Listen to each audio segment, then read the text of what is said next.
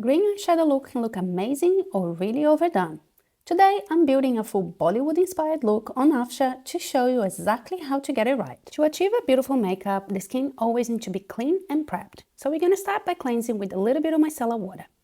Now, I always like to start every makeup application by applying a little bit of setting spray, because that's going to help us make the foundation last for much longer.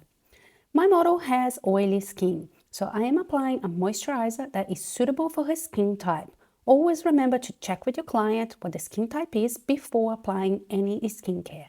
I always like to use my fingers to apply the moisturizer on the skin and ensure that the product has really been spread out really well.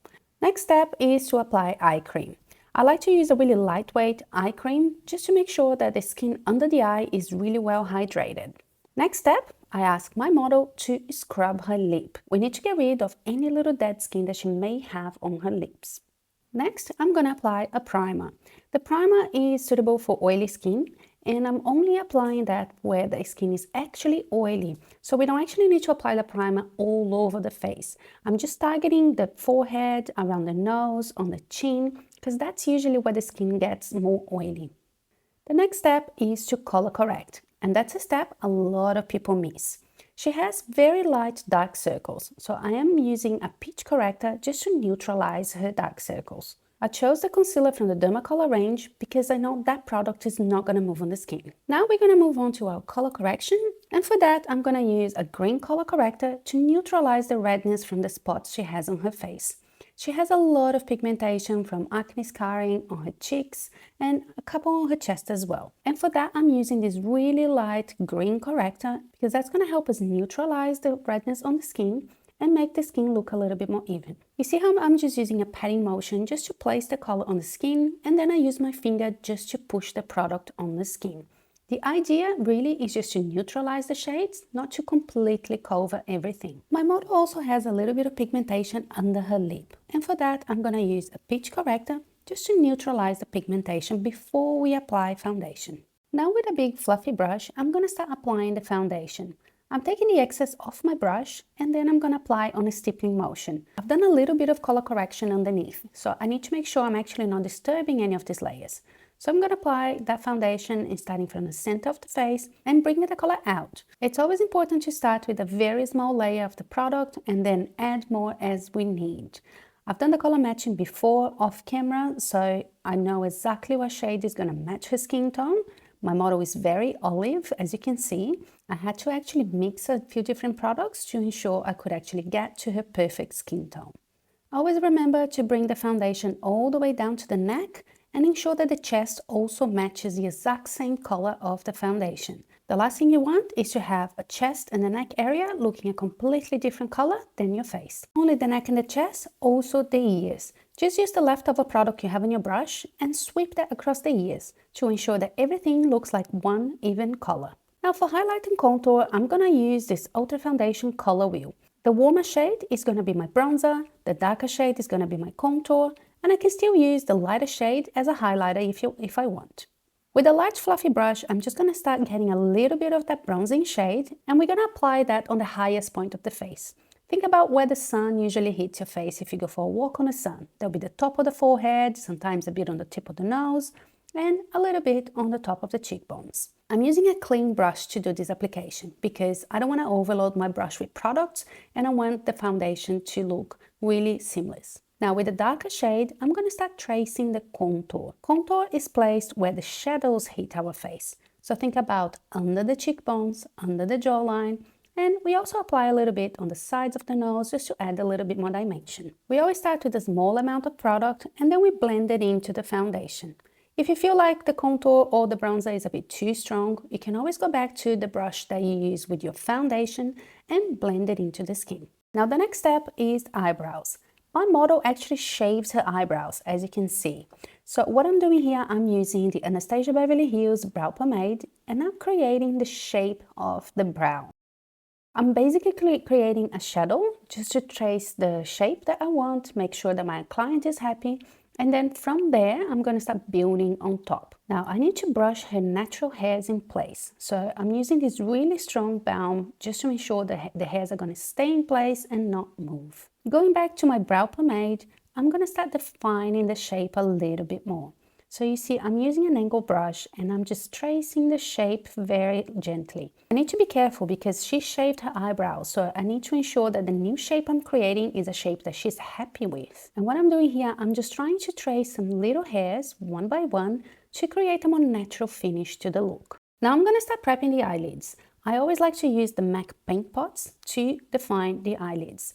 It's a really nice creamy eyeshadow and that actually sets really matte, and any powder eyeshadow sits on top and sticks to it. Really blendable, really easy to work with. Now, I just realized that I feel like she still needs a little bit of highlight on her face. So I'm just going back with my big brush that I had my foundation and a slightly lighter shade, and I'm just bringing a little bit more light to her skin. And don't worry, sometimes I do go back and forwards in different places of the face. Let's say if I've done the foundation and then I go back to the eyes and then I remember something else needs to be fixed on the foundation. I haven't set the foundation yet, so that gives me a lot of play time to make adjustments. Now going back to the eyes, I'm going to use a big fluffy brush and a really light eyeshadow. So that is a really good way to start creating the shape. We're going to create a really nice elongated eye shape for this look, and I want a transition shade that's going to help me define the shape and elongate the eye. So I'm just using a really light fluffy brush to create that transition. Now with the same brush, I'm just going to start applying a darker shade of brown, just on the outer corner. I want to start to add definition to this look and create that really strong wing effect. Again, the face is still wet, I haven't set the face, so I can actually use my finger just to adjust anything that needs adjustment. A big thing for me, because I always do the face first, is to avoid fallout. With many years of experience, I learned how to do an application without getting fallout, but if you do feel like you get a little bit messy when you're applying eyeshadow, just hold a tissue under the eye and that's going to help you avoid any fallout on the skin. Now moving on to a flat brush and a much darker brown, I'm actually going to apply the color really close to the lash line. And moving on to the colors, I chose this beautiful shimmery green and we're going to be applying the color by using a flat brush. I'm using a patting motion because I want to deposit a lot of the color on the eyelid and ensure that actually that color is going to stay for the whole night and you're going to have that really beautiful, strong color, shimmery color. Picking up a little bit more, and we're going to change the shade. So I started with a green that was slightly darker and now we're moving on with a green that's much lighter, more towards the inner corner, because then we can create a transition from light to dark, and that's going to help us elongate the eyes and create a really beautiful glam look. With a very small brush, I'm going to apply a shimmery shade just on the inner corner. With a clean cotton bud, I'm just going to remove any excess from under the eye. And I'm going to use the really tiny brush to bring the shimmer under the eye as well. Here I'm just using a sweeping motion, so I'm not patting the color, I'm just going back and forwards just to deposit a little bit of the color under the eye. With the same small brush and the darker shade, I'm just going to define the outer corner. With a much darker green and a flat brush, we're going to deposit more of that shade just on the outer corner because I feel like she still needs a little bit more intensity and we need to define the eyes a little bit more. Now with a black eyeshadow and a really small pencil brush, I'm just going to create a fake wing liner. So that also is going to help us define the eye, create a really elongated shape, but it's still a little bit soft. If any lines look a little bit too harsh, you can go back to your fluffy brush and blend the edges out. For the eyeliner, I actually decided to use a green eyeliner instead of black. I feel like for this look, it's actually going to look fun, it's a lot of color, it's a really interesting Bollywood look, so why not? And because my model has an olive skin tone, I feel like the green, it's going to help kind of blend everything in and look like it all belongs together. But when we move on to blush, we're actually going to use a contrasting color. I'm also going to use that same gel eyeliner on the waterline. Yes, you heard that right. As long as the product is waterproof, it can be safely applied on the waterline. Now, as you can see, my model already loves the look. So she's pretty happy with what we created. So we need to do the same thing on the other side. But before we move on to the other side, I found some beautiful pigments in my kit. So why not? For that, I'm just using my finger to apply a very small amount of the pigment. Loose pigments are actually extremely strong, so you don't need too much of that to create a massive color payoff. Now, by doing that, I realized that we also need to tightline. Tight line can be one of the most uncomfortable things you can do to someone. You need to lift the eyelids, ask them to look down, and then you place the pencil or the eyeliner just on the waterline on the top of the eye. Now with that same pencil and an angle brush, I'm just going to define the lash line a little bit more. I'm not changing the color of the wing liner, I'm just applying a little bit more definition. A little bit more blending on the edges if I need, defining the eyebrow and the blush. Now I chose a blush that will be contrasting with that green. In this case, it's pink, and it will stand out a lot on her skin tone, again, because she has an olive skin tone. If you're still struggling with the color theory and how to choose your colors correctly, download the free guide I have on the description box.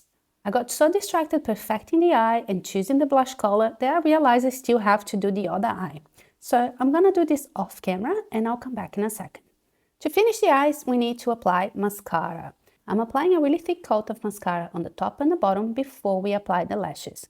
This look is all about glam, it's about shimmer, it's about intensity. So I need to ensure that the lashes are really well framed and has a base strong enough for me to apply the lashes on top. For the lips, we have scrubbed that right at the beginning, and now we're going to start defining the shape. So I'm using a lip liner starting from the center of the lip on the bottom, and I'm going to bring the line all the way to the corners. On the top, we start also from the center on the Cupid's bow, and then we define both sides. We're going to bring the color all the way down to the corners, and then we're going to continue from there. For the lipstick, I'm mixing a couple of shades, and I'm applying a really sheer layer of that product. I don't want the lips to be too intense because I want the eye to be the hero of this look.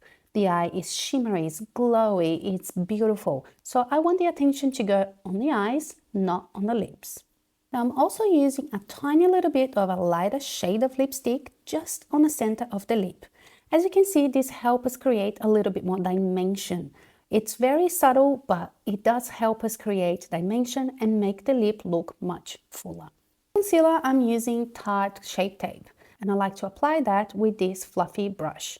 I also use my finger just to push the product on the skin and ensure everything has been blended well and it looks really natural. Even though this is a glam look, I don't want the skin to look heavy. I want the skin to look flawless and really healthy. Now with the final touches, I'm just defining the shape of the lip by using concealer. I'm using just a little bit of concealer on a small synthetic brush, and I'm just going to clean up the edges of the lip.